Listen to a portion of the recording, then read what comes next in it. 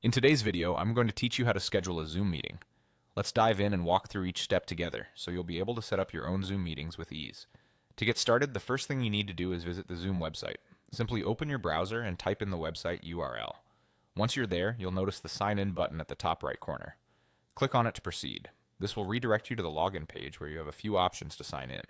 For convenience, we'll use Google to sign in. Click on the Google button to enable this option. This should prompt a window where you'll select your Google account. If you're already logged into your Google account in your browser, you should see your account listed there. Click on your account to continue. Now that you're signed in, you'll find yourself on the Zoom dashboard. Look for the option to schedule a meeting and click on it.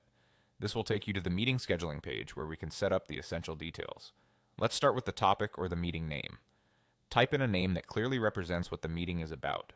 This helps your attendees understand the purpose of the meeting at a glance. Next, select the meeting's date and time. Ensure that you choose a convenient schedule for you and your participants. The drop-down menu should make it easy to set these particulars. Following this, decide on the meeting's duration.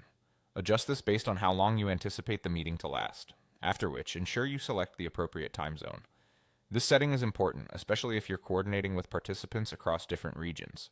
If this is a meeting you need on a regular basis, Zoom provides a handy feature for that. You can make the meeting recurring by clicking on the recurring meeting option. This can save you the hassle of scheduling each meeting individually. Zoom will handle the rest for you.